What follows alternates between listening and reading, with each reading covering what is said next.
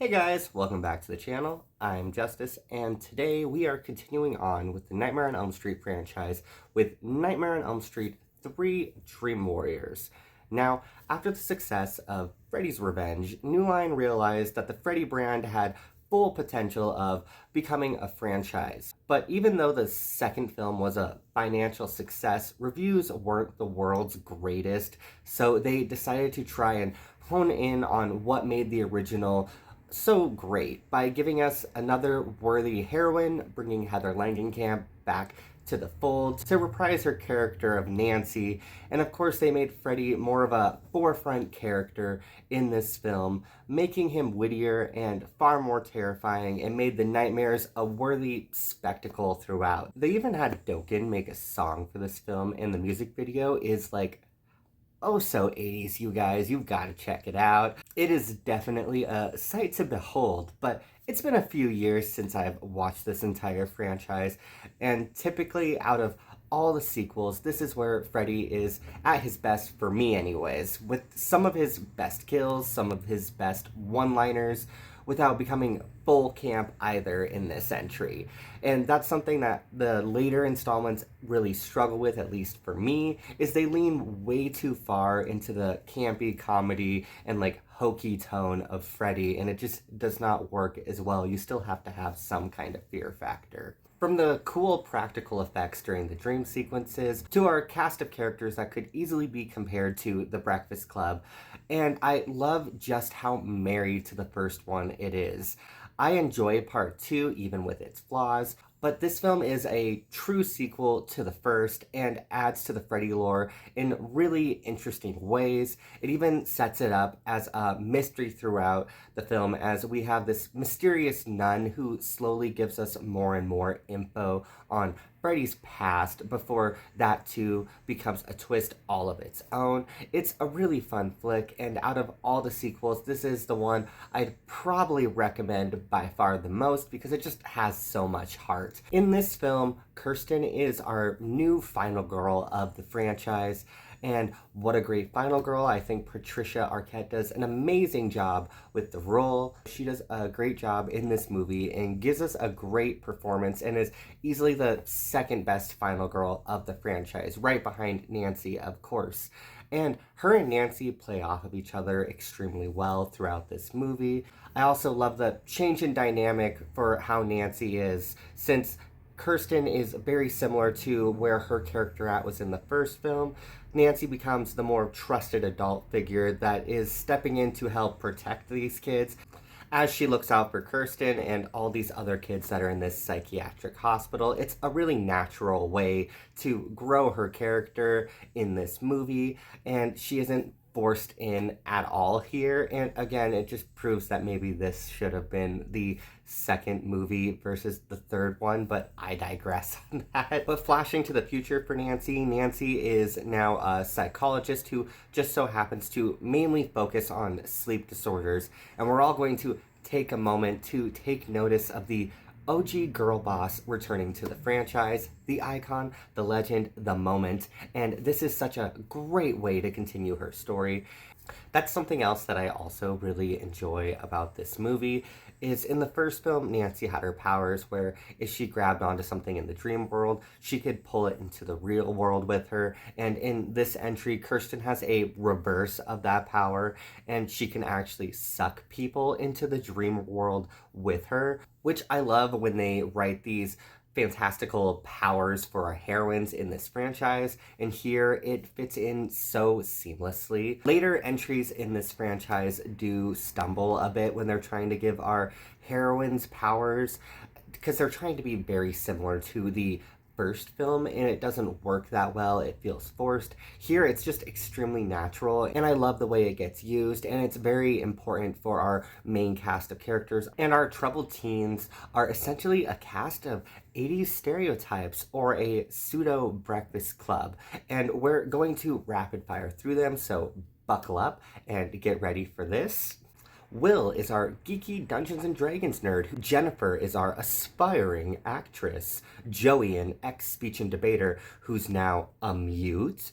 Taryn, our broody alternative chick who's been in and out of juvie and had a drug problem. Philip, an artist and sculptor, and of course Kincaid, the muscle and sarcasm of the group.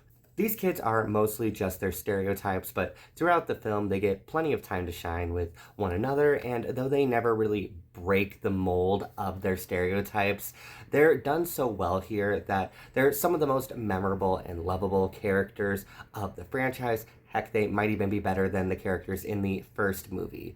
And the motive of Freddy this time around as well is a fascinating one, seeing as this group of misfits are the last kids of Elm Street, and this is Freddy's chance to finally end the bloodline for them, essentially. One thing that's really rough with this movie too is, yes, this cast of characters is extremely likable, but at the end of the day, this is a horror movie, and one by one, sure enough, they are all going to die.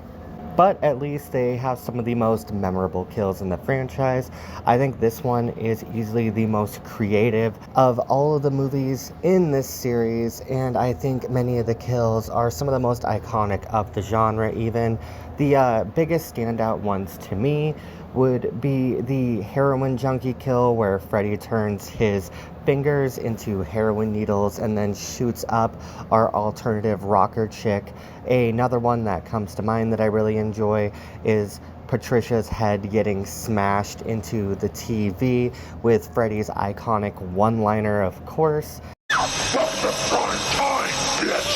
And then how can you not mention the sculptor who is literally turned into a marionette puppet? I think those effects, like, yes, they do look a little cheesy, but they're still, like, inherently gross, because the whole idea of your veins getting used as strings for someone to drag you around with just sounds so goddamn fucking painful, and I can't even imagine how that would feel. The idea of that kill is almost more horrific than the actual look or execution of it. But in the same breath, too, this is an older movie. It's edging on 40, 50 years old now. So I will give credit where credit is due. And I do think many of the effects in this do still look really good, especially for that time period. I do think they look inherently very 80s, but they still do look pretty damn fantastic. We also need to take a moment to bring up the fact that not only does Heather Langenkamp return to reprise her role of Nancy, we also have her father coming back into the fold to reprise his character from the first film as well. And now that Nancy's mother is gone, God rest her soul, he has now taken on the role of the drunk. Nowhere near as iconic as her late mother, but nothing could ever beat that woman's never-ending bottle of vodka in the first film. And again, I think they did a really good job of throwing his character in there and not making it feel like it was forced. He adds a lot to the Freddy Krueger lore in this film, and his place is rightfully earned here. Just through and through, I really enjoyed the sequel. I think the final sequence of the film where they finally kill Freddy off is one of the better deaths for Freddy Krueger. And if they would have ended the franchise here, I think it would have been a perfect ending to the series. But alas, it's a horror franchise. There's always going to be another sequel. So of course we're getting another one with A Nightmare on Elm Street for the Dream Master. For a Nightmare movie, you really can't get much better than Dream Warriors. This is the true sequel that we should have gotten in the first place, and they did a spectacular job on this entry specifically. So if you haven't seen it, and I guess you don't mind that I just like spoiled the whole damn thing, then you should still go watch it.